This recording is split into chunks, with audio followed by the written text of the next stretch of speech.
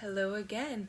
The book that I have to read to you today is called A Pocket Full of Kisses by Audrey Penn.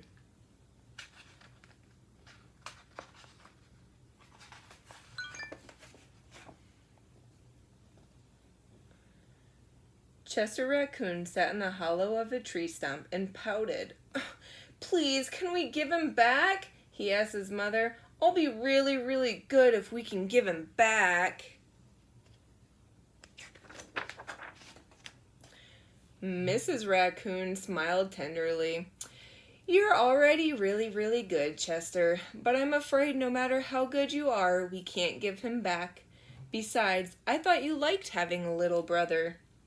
"I did like it at first," admitted Chester, "but now he plays with my toys and swings on my swings and he reads my books.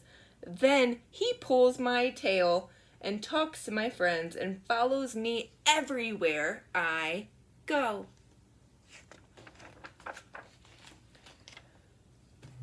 Mrs. Raccoon lifted Chester onto her lap and smoothed out his worried, furry forehead.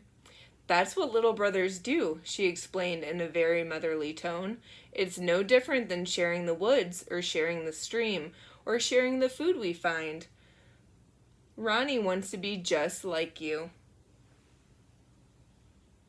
These raccoons have a family just like you do.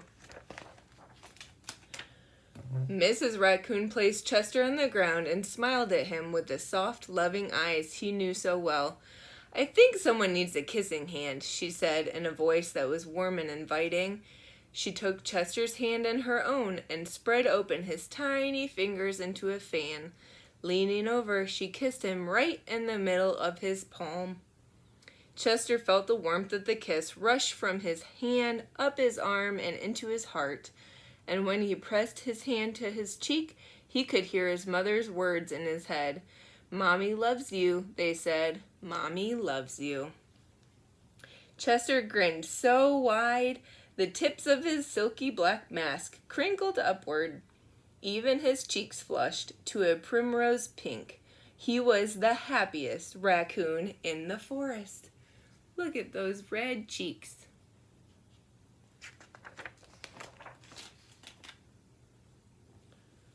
Then, in the blink of a moment, all the joy went out of the little raccoon. His pink cheeks paled, and a stream of tiny hot tears fell like spring rain down his sad little face.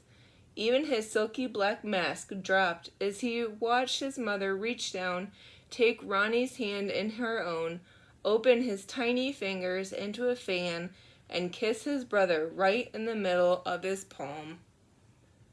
Mom was doing the same thing to baby brother as Mom did to him. How does he feel about that? I see tears. I think he's feeling very sad about that.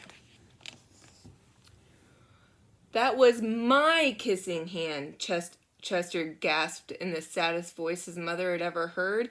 "Why did you give Ronnie my kissing hand? Don't you love me anymore?"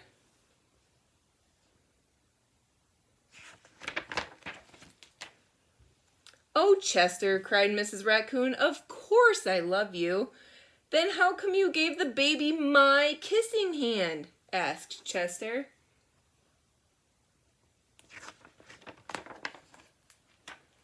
Mrs. Raccoon gathered Chester up in her arms and gave him a great, big, comforting hug.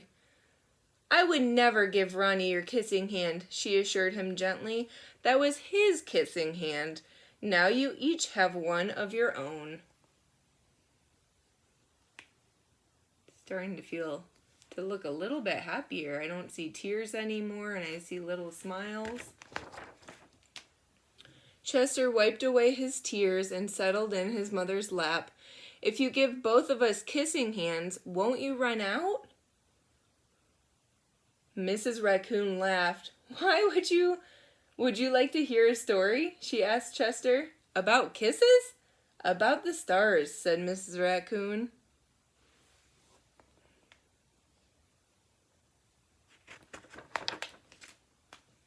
Every night, just before the sun goes down, it reaches out with its rays and touches every star in the universe.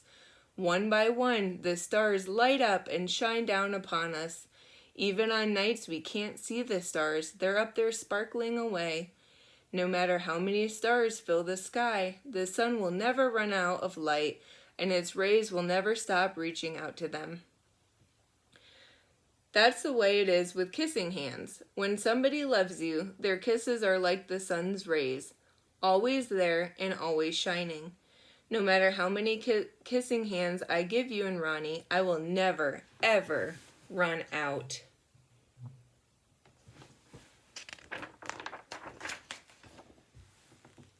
But you are right about one thing, Mrs. Raccoon told Chester. Ronnie's big brother widened his eyes and looked in surprise. "What's that?" he asked his mother. "You are the big brother, and that deserves something extra special." Oh, extra special? What could that be? Mrs. Raccoon put Ronnie on a swing, then took Chester's right hand in hers and spread open his tiny fingers into a fan.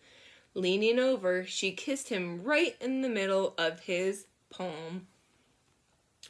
"That kiss is for your pocket," she told him. "Take good care of it and keep it as a spare. You never know when a big brother might need a little extra care."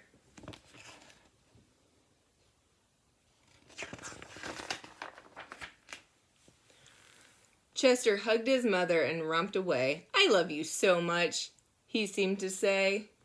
Look at all those hearts. Will you count those hearts with me? 1, 2, 3, 4, 5, 6. 6 hearts. The end.